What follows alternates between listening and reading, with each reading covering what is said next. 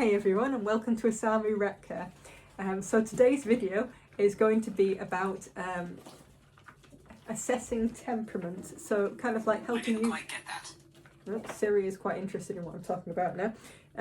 So thinking about assessing temperament and getting an idea when you're picking your rats, how you might take into account temperament and other kind of behavioural factors. Now, I will say everybody does this slightly differently, much like type, to be fair. I've talked a little bit about what I look for in type. Some of what I look for in type, I missed about 1,000 things, which always happens in this kind of thing. But what I'm talking about in terms of temperament is some of the general areas that you might want to consider when you're thinking about temperament and how you can actually effectively assess them. I will say that there's some kind of ways of assessing temperament that's very formal. So one of the examples that you have, we have tunnels.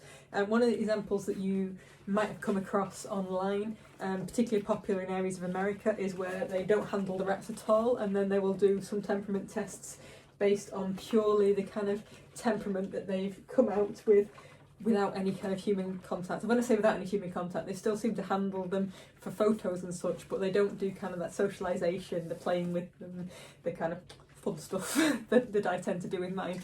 I try and expose them to a lot of things.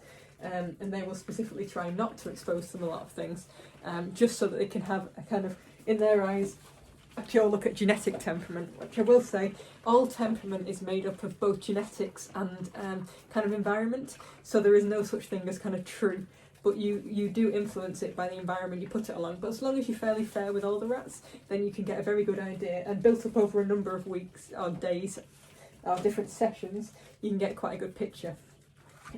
And I will say, temperament and actually type, try not to judge it off one single kind of experience, because babies change a lot and they change quite quickly. They're at the age where they're growing rapidly. One rat can hang back one day and not hang back the next. And whilst I wouldn't say necessarily kind of do a formal temperament test every single day or anything like that, bear in mind how they are and don't have a kind of set idea about a rat until you've given it time to kind of change and be itself. Just removing some babies from the kibble tub, which they found the way in. I've left it open. Come on, you don't need that much food. Yes, little fatties. Right, so what kind of things might you want to bear in mind when you're thinking about temperament? Now, there's obviously a certain amount of personal preference here. I naturally go for the rats that are probably a bit naughty, tend to seek a lot of attention, but do so in quite a happy-go-lucky kind of way, very curious and confident. I don't like kind of rats that will hang back so much. That's kind of things that I look for, and I'm looking for it every time I play with them. So I'll see certain rats will always be there, will always want to interact with me. I do like a rat that likes me. I also quite like a rat that likes other people. So one thing that I do try and do with my rats is expose them to other people and see what they kind of make of them there, because it's perfectly possible to have a rat that absolutely loves you and couldn't care less about other people. That doesn't necessarily mean don't choose them, but it does mean that it's one to kind of take into account. For instance, Mog, who you'll be familiar with, is kind of a bit of a heart rat. When I met her, she was smitten by me, and she hadn't shone at all with anybody else, and she'd met several different people. But in that moment, I was taking her home, and it worked out really well. And actually, she's proven to have a temperament where she loves lots of other people, and that's something that I should mention. All this temperament assessment we do, things are very much not set in stone, and it's not just in these few weeks. You can pick up some indications that will carry through to later life, but generally speaking, I find that a rat that is amazing as a kitten will not necessarily be the same thing later on, and vice versa.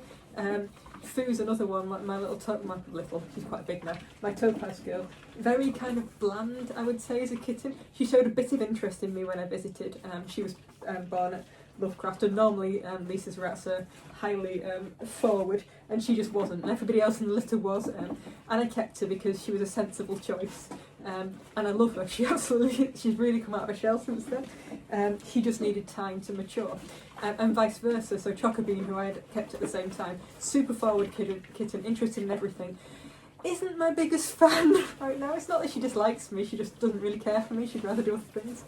And actually she's much the same way with other humans too. And that's a bit of an example. So everything we look at now is not set in stone. So take it with a pinch of salt. You do want to pick rats that you enjoy, and you want to pick rats with certain kind of traits, but don't think that the traits they are now will define them forever.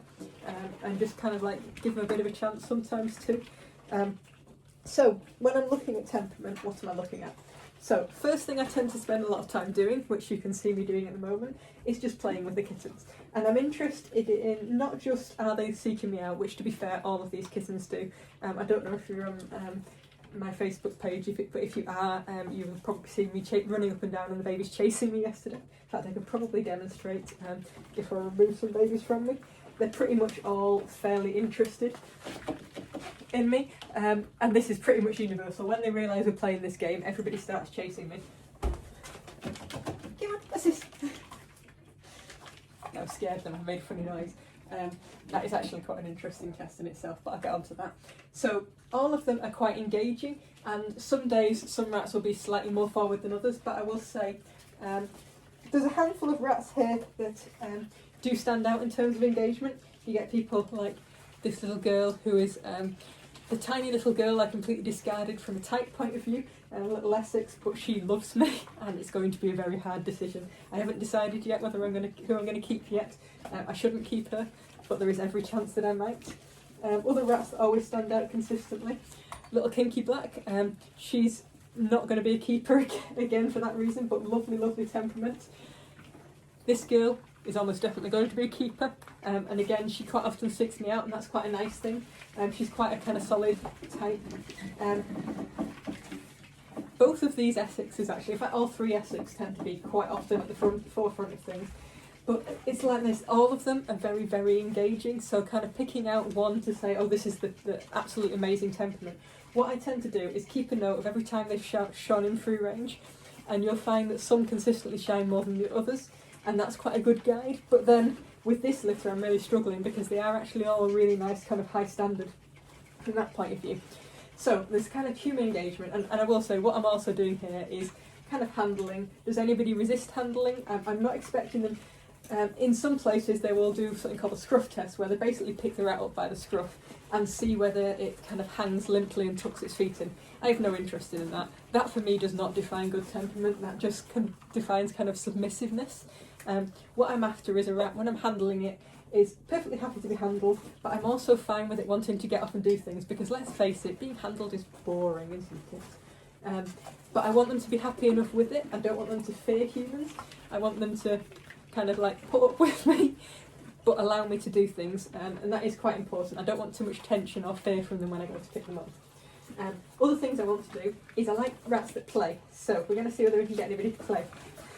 Yes, yes, we are. Little Miss Dumbo wants to play. In fact, lots of rats want to play. Come on, chase the hand, chase the hand. You can try different games here. You could try Chase the Feather Wand. That's my baby-sized one. Anybody want to chase this? Want to chase this? I think playfulness is, apart from being fun for us, it's also a sign of kind of like nice instincts, kind of the ability to have fun, and rats often learn through having fun, so it's quite a nice positive thing in myself. It's also quite nice to know, so really playful rats are probably going to make amazing kids pets, and that's another reason partly why I'm doing this kind of temperament assessment. It's not just from a keeper point of view, it's so I've got a good idea who to pair with them, pair them with when I come to homing, anybody we don't keep. Yes, what you can also do is tickle the butts and see whether you can set them going absolutely nuts. Some of them will. Some of them won't. Come on. And what's quite nice is a rat that doesn't mind being a little bit kind of like messed with as well. So sorry, miss. I did say that she quite likes me. I quite like her too. So having a rat that will kind of like play games with you and not be too upset by kind of being messed with. They're all a little bit nuts at the moment. Gives you quite a nice idea of who's kind of going to deal with stuff well. So next thing I'm going to do is I'm going to do something to purposefully scare them. So one of the things that's quite important is not just how they respond to something that's unusual, it's how they deal with it in the term afterwards. So what I'm going to do is make a loud noise. Loud noise will scare some rats, won't scare other rats. But what's important is not the fact that they're scared, it's the fact that they recover. And what we want to see is rats that can deal with something that comes up suddenly, scarily in their life, and then bounce back from it. And I don't mind them running away and hiding, but what I want them to see is a fast recovery. So let's try a loud clap.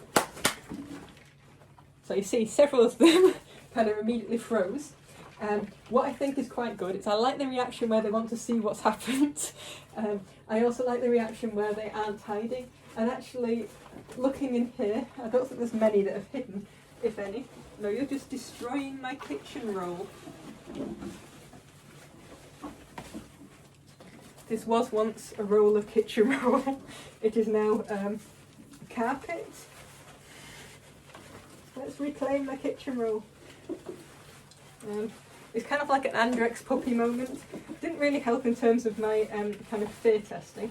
What I will say is I tested this probably about a week ago, and it was quite interesting, the difference, and it actually shows a little bit about social development. So about a week ago, they were 5 weeks. Some breeders home at 5 weeks old. I don't, because I don't feel they're ready for it, even though they're super confident and everything. I tend to home 7-8 weeks, and I'll do some sort of video about that at some point and explain the logic behind it. But when I did this test about 5 weeks old, I would say about half of them froze and were quite terrified for a period of time. And actually they did slowly recover, and they were fine. One of them, I think one of the Essex, I think it might have been that little Essex, didn't notice. I don't know if she's slightly deaf or actually she's just unbothered by that kind of thing. And actually since then I do tend to regularly expose them to noise, so it becomes, and it's not just the clap, I do different kind of noises, normally by accident, and see how they cope with it then. It really are determined to take it out on this, aren't you? So that's one that's quite a good test, and you can do it by try abnormal noises. So I don't often clap in the rat room for obvious reasons, but also dropping some change, like jingling, making opening a can, a hoover or something like that. Though one thing I will say with a hoover is some rats suffer from something called audiogenic epilepsy, which can cause them to fit when they hear a hoover or similar kind of high-pitched sound. So if there's an extreme reaction, be aware that it might be something to do with that. Mine don't often get exposed to the hoover because the rat room doesn't really get hoovered, it gets swept. But it's definitely one to kind of bear in mind. So we've looked at kind of general engagement, playfulness, we've looked at shock resistance. What I'm going to try now is a bit of a different kind of test. So it's something that I don't do every time, but if I've got the time, I try and do, and we'll do a few rats on here. I'm not going to video them all because it would take a long time. But one thing I do is a bit like when you go to rat shows, there's sometimes a competition called the curiosity competition, and that basically looks at how explorative a rat is. So you put them in at a table in an unfamiliar environment, and you look to see how many of the objects they investigate. So I've got a little table set up, and I will quickly show you it and then explain what it's about. The reason I've used... they've just knocked the kitchen roll on the floor, so it's everywhere now. So the reason I've used this area, not their usual free range area, is they've not been on here before. Now that's quite important from a kind of test point of view, because I want it to be a slightly unfamiliar environment. In fact, I've cleaned it down so it doesn't even smell of rats, hopefully. What I've got in here is a mixture of familiar items and unfamiliar items. So things like that's been on free range, that's been on free range, that's been on free range. Now this is something that they've not been exposed to before, but has plenty of other rats smelling it. And then this item is just some dirty bedding from the boys' cage. They've never met the boys, so it'd be quite interesting to see what they think of the rats' beddings. And then there's a couple of items here that have just come straight from the garage, never been exposed to rats before. And this has been in the rat room for a while. I don't really know what they'll make of it. I just thought I'd put it on there because it's a bit three-dimensional. So what I'm going to basically do now is I'm going to put a rat on it, give it about a minute and see how it explores, how it hangs back. I'll set this up so that it can view it a little bit better, and then I'll start recording. Right, here is rat number 1. We have a very cute little Essex here. One that's generally quite bold in a lot of circumstances. So I'm going to put her around and see what she makes of it.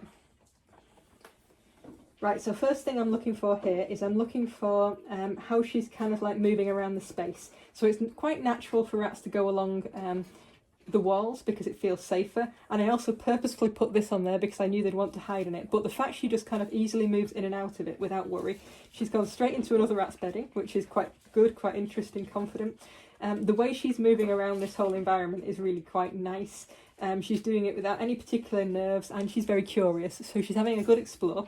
There is a certain amount of kind of hanging to the slightly safer feeling areas, but I'm kind of like fine with that. It's nothing particularly kind of unexpected, and she's a kitten ultimately. So basically, she's probably explored everything around here now. She's done some bits more than one. You like that, don't you, miss? So that's a really positive test. So let's pop her back and get somebody else. Right. Okay, I've picked her Dumbo sister here. Now, in the early days, she tended to be a little bit more nervous than some of the others. Now, I don't know whether she will or won't be on here, but I'm quite interested to see. She's been one of the rats that have hung back a little bit. Now, her movement is a lot kind of lower and more jerky. Now, that's saying that she's a little bit nervous here. But she's still showing a real kind of desire to explore, to get around, to have a look at things. She's also seeking out somewhere slightly safer. So while she is exploring, I don't feel she's doing it in the same quite relaxed manner as the other girl. By no means bad. It's quite a kind of positive that she's having such a good look around. But then I also am pretty sure if I kind of like offer her a place to hide that's familiar, then she would probably go for it. Though I might be wrong actually. She's still having a very good look at you, Missy. Hey, gorgeous. Come here. So that was quite a positive one. Let's grab somebody else. Who else wants to come?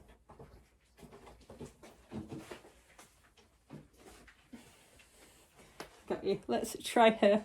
She's not done anything like it, from a completely different litter as well, which is quite interesting. Now she has quite much poorer eyesight than the other two, being a ruby-eyed. But I would say that she's showing no particular lack of confidence from it. She's quite busy. She wants to sniff everything. And she's showing no particular tendency to hug along the walls. She's the first rat that's kind of gone up in the open in quite that same way. She's actually a very inquisitive, kind of confident girl, which is really nice to see. What could be quite interesting on this, and I would expect them to react differently, is to make a different sound while we're on this. So she's still quite happily turning around. I'm now going to make a sound that they haven't heard before. And while she reacted and did clearly flinch, she's not actually let us stop her, which is quite a nice thing to do. See? Now let's try another rat in that kind of situation. So who have we got? Got little Pipsqueak here, who's the girl that I definitely shouldn't keep. See how she gets on there. So she is smaller, and she is kind of like very relaxed in her style. So she's not as frantic as the other girls, but she is having a kind of good explore nevertheless. Got to try and figure out some sort of noise that she hasn't heard before. I'm trying just now because they're all out, so they're all hearing stuff as well. Right, let's see when she comes out of here a bit. Very happy with how she's exploring, by the way. What was that noise? Yeah, she's not particularly bothered by it. And this is like quite a positive sign. None of them are particularly kind of like surprised, upset. In fact, the ones behind me are kind of like running around like nutters still. So this is kind of like one of the things that you can use. Bless you, you're a sweetheart. So it's a really good sign. Let's move back to the main kind of area. And heads up on that. So yeah, this is kind of like just a demonstration of how difficult temperament testing can be. And why I would say when you've got a litter that's really high kind of quality like this, there's not a lot to pick between any of them. All of them are kind of really lovely rats, very forward, perhaps a little bit too much sometimes. It is a bit like being assaulted by a horde of angry monsters. No, please don't eat the microphone. When I say too much, it's too much when you have 13 of them and you want to give them all enough attention. But actually I quite like it still.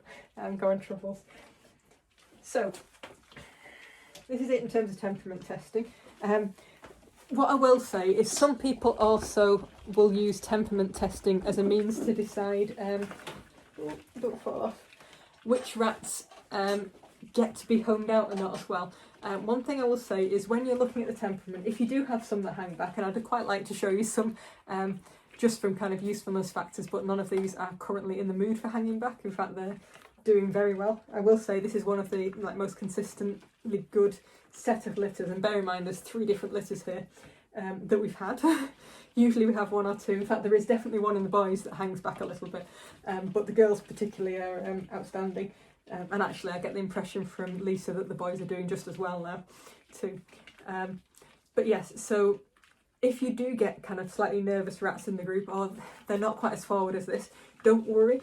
Like I say, it's not necessarily their kind of like constant kind of outlook in life. They're not going to be like that forever.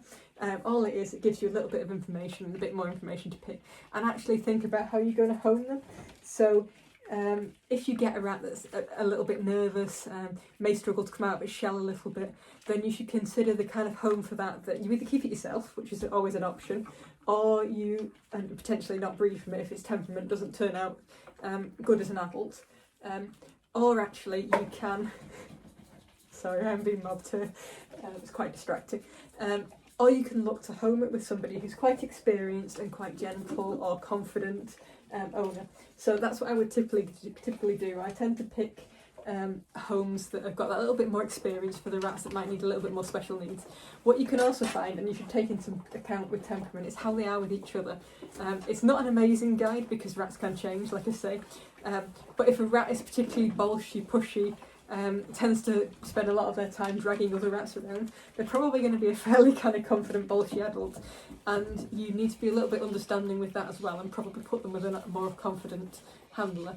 Whereas if you get a rat that's very playful, very pleasant, very kind of bomb-proof, excellent for children, and that is something you need to bear in mind. Like I say, in an ideal world, I would also get these out with other people around for them to play with them. And in fact, somebody's coming to visit the babies.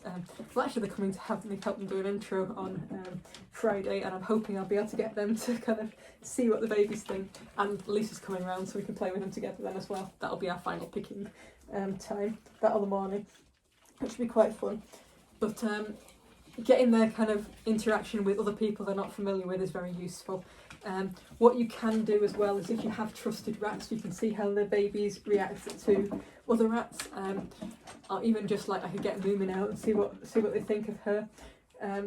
But at this stage they mostly just mob them, and when there's 13 it's quite a lot to ask. I'll do it with smaller amounts, but I don't want to ask too much of my adults, and again, an adult can do a lot of damage to a kitten if it's not kind of supervised, and in this kind of environment it's very hard to supervise all the kittens with an adult or 2, but it is the kind of option you can have, but definitely take that into account. So I can't say, looking at this, who my favourite temperament is, other than, where is she? Oh, there you are. Just kind of queuing up ready for me. Little Pipsqueak is definitely getting close there. It'll be very interesting actually to see, and I will do a video introducing my keepers, and actually probably going over my group because it's been a while since I've done my last one when I do, but it'll be very interesting to see whether we keep her. Oh, where is she? I think she is in, yes, this little girl in here. Oh, Missy. No, she says, I'm quite happy with my little box. Rah. Oh, this little girl who I should keep, probably, unless Lisa keeps her. So she's kind of got type and is a lovely temperament, and she just loves me. But is too wee and tiny to really keep.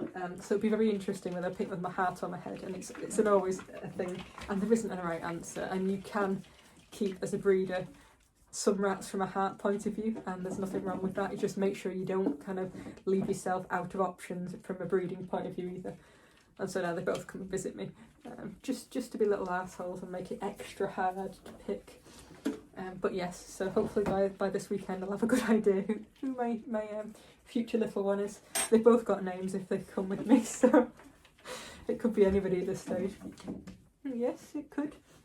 Right. So I can kind of like continue playing with the kittens for quite a while at this stage. You don't really need to watch other than to know that they're brilliant, and I love them. All of them, even you Miss Funny Face. So I will turn this video off, and we'll be over and out, and see you tomorrow.